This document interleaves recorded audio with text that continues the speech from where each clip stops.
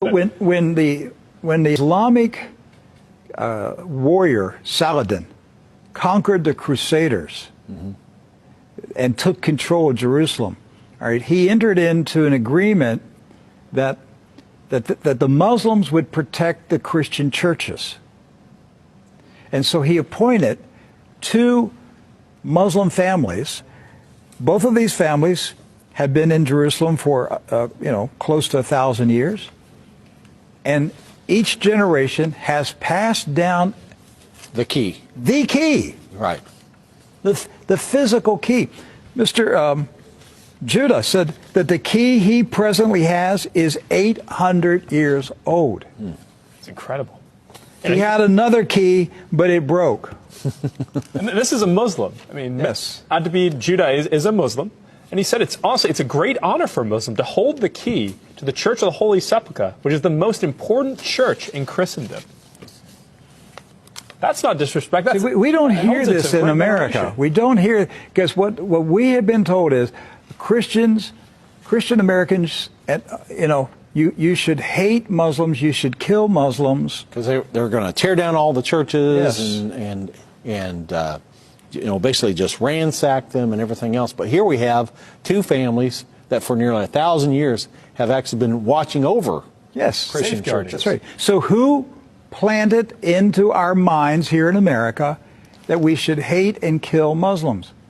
Who planted that thought in our head? Because it came into our society after 9/11. That's correct. So 9/11 was a calculated, planned operation, and it changed everything in our country. And so we were saturated with media propaganda, which who owns the media in this country? So we're saturated with this media propaganda.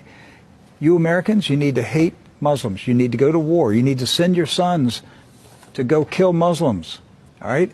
And yet, when you go to the Middle East, you find out that the Muslims, like Christians, are taking care of Christian churches. Yes. Do not hold animosity against Christians or Americans, except in the case where Americans are pushing for war in their countries or trying to take their land.